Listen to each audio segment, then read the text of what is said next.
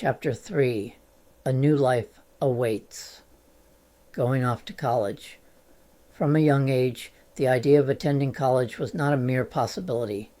It was a relentless force, as inevitable as gravity itself, dragging me toward a predestined future. The moment I grasped the concept of college, my journey was as predetermined as steel train tracks, rigid and uncompromising in their direction. Georgia Tech was the most prestigious engineering school willing to accept me into its ranks. I didn't need the hallowed halls of MIT to validate my worth. Georgia Tech, mercifully, did not care about my lackluster participation in the school band or other extracurricular activities. All those years wasted in musical mediocrity were for nothing. Band class was just so I would be well-rounded, according to my mother. To be clear, the idea of going to college was not merely imposed upon me by my parents. It might have seemed like I was trying to earn their approval by choosing engineering, like my father. But while I would learn that engineering wasn't a good match for me, that didn't mean that I didn't crave education. Being a straight A student, graduating near the top of my class in high school, was just expected, and it didn't earn me any escape from being the family scapegoat. Nor did I sense my parents were ever proud of me. My father, with a hint of regret, had once told me that college would teach me how to think, provoking fears of intellectual emancipation. Little did he know I would evolve into an independent thinker, a liberal in a family staunchly rooted in conservative beliefs. Setting off to college marked the dawn of a new era, a definitive severance from my nuclear family. Orientation, the return of silence. I came with my parents to Georgia Tech for orientation. Parents, congregate in the student center for your designated program. Students, follow your group leaders. The orientation sliced the room into two distinct worlds, parents and students, executed with chilling precision. As I watched my parents stride away, a void of unsettling emptiness took hold. The overwhelming relief that surged within me felt perversely wrong, yet I had grown up detached from my parents with no sense of family connection. I finally had what I wanted, freedom from their influence, but freedom, I quickly discovered, came with its own terror. Throughout orientation, we were compelled into orchestrated activities.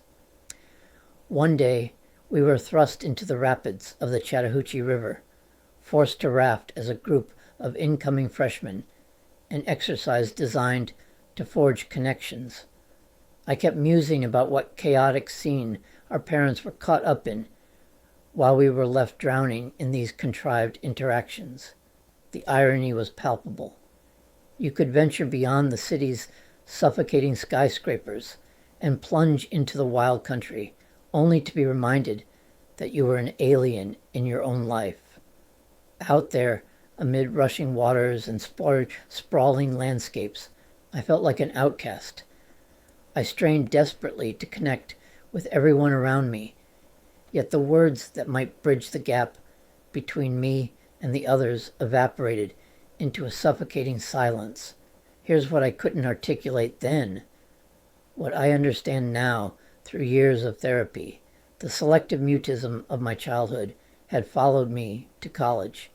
While other freshmen chattered nervously about their majors, their hometowns, their hopes, I existed in a bubble of enforced quiet. It wasn't shyness, it was something deeper, more systemic. My nervous system had learned that silence was safety, that being noticed meant being vulnerable to criticism or abandonment. The conversations around me felt like a foreign language I'd never learned to speak. I watched mouths moving, heard laughter, saw connections forming, but I might as well have been watching through glass. My body was there, going through the motions, but I had retreated somewhere deep inside, a dissociative strategy I'd perfected as a child. Every passing moment felt like a countdown, a chance for others to silently condemned me for my inability to engage. The internal monologue was relentless. What's wrong with that guy? He talks to no one. He has nothing to say. As part of orientation, a cold, brutal truth was hammered into us. Only a sliver of those admitted to Georgia Tech would actually graduate. We were ordered to face the person on our left, then the one on our right, only to hear the stinging proclamation, "One of you will graduate." The implication was clear. 2 out of 3 of us were destined to fail. The echoing silence. That first Wednesday night in the dorm was the longest of my life. I wandered the halls of Armstrong, my footsteps echoing off the cinder block walls. The sound seemed to amplify my aloneness, each step a reminder that while other students were already forming friend groups, sharing stories, maybe even planning their weekend, I was invisible. The silence wasn't just external. It was inside me, a vast emptiness where words should have been. I'd survived 18 years by perfecting the art of going unnoticed, but college demanded participation. Here, silence wasn't protection. It was social death. Thursday was worse. I sat in the cafeteria, mechanically eating, while conversations swirled around me. Laughter erupted from nearby tables. Someone was already planning a road trip home for the weekend. Someone else was talking about calling their girlfriend. I learned about the Counseling and Career Planning Center during those first few days, mentioned in passing during one of the mandatory presentations. The very fact that such a place existed felt like a lifeline, though I couldn't yet articulate why I might need it. All I knew was that something fundamental was wrong with me, something that made connecting with other humans feel as foreign as engineering. Taking a risk. Friday evening just brought the turning point. The thought of another weekend alone, another evening wandering empty hallways while life happened around me, filled me with something approaching panic. I don't think I consciously felt the physical symptoms then, the racing heart, the tight chest, the shallow breathing. I had learned to dissociate from my body's signals of distress, but something deep inside was screaming that if I didn't act now, I might disappear entirely. That evening, a beacon of hope flickered, a barbecue with hot dogs and hamburgers sizzling on the grill. This was my chance to break free from the chains of solitude. I spotted a guy who seemed approachable, standing with just one other person. I could manage that. I steeled myself, trying to project calmness despite the terror threatening to expose me. "Do you mind if I go with you?" I blurted out when they mentioned fraternity parties. Those 8 words changed everything, not because they were eloquent or clever, but because they were the first real risk I'd taken in years, the first time I'd chosen connection over safety. Soon, we were venturing off to several fraternity houses, and for the first time since arriving at Georgia Tech, I wasn't alone. Rush week, finding my tribe. At Zeta Beta Tau fraternity, everything felt different. Sure, every frat house put on their best charm offensive, what I now recognize as love bombing, but something about this place resonated. While the guys I came with mingled, I drifted through the house, ears wide open, absorbing their stories. I met Johnny, who exuded warmth, Danny, with his unconventional coolness, Stu, the perpetually hazed cook studying chemical engineering. I felt an undeniable pull, a sense that this might be my path to connection. When the bell clanged and room erupted into cheers as someone declared their intention to pledge, I knew my moment was coming. Summoning the courage to declare my pledge was terrifying. The mere thought of being thrust into the spotlight filled me with dread. But I knew if I hesitated, I'd falter. I approached Pat and declared my intention. The room exploded into cheers. The bell clanged triumphantly, and I stood there, a reluctant focal point.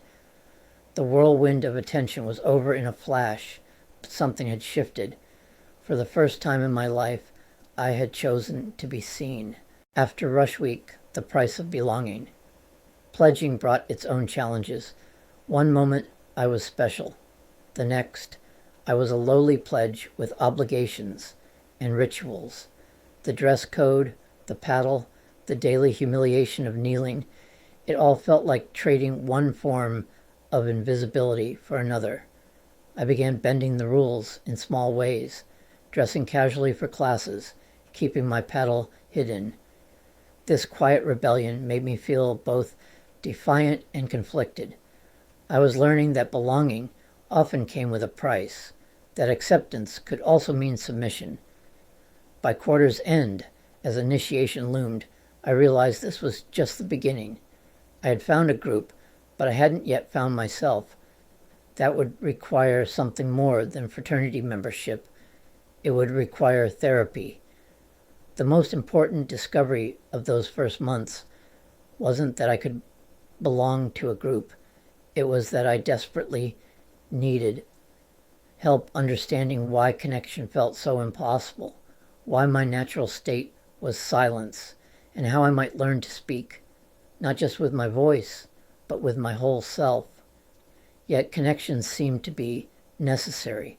If I was going to graduate, it seemed like I was going to need some form of connection. Plus, I was thinking about myself as an adult in many ways. I didn't know about love, but I knew I wanted a family. That meant first dating and having a girlfriend. My mind hadn't figured out how this would be possible, but it was among the things I would have to explore in counseling. Looking back, I recognize a few things. When I spoke about not being aware of physical sensations of nervousness or anxiety, I do believe now that I was experiencing those symptoms and reactions. I had not had a psychologist or a therapist ask me something like, when you feel afraid to make conversations, where do you feel this in your body? When you're thinking these negative thoughts, where are you feeling this in your body?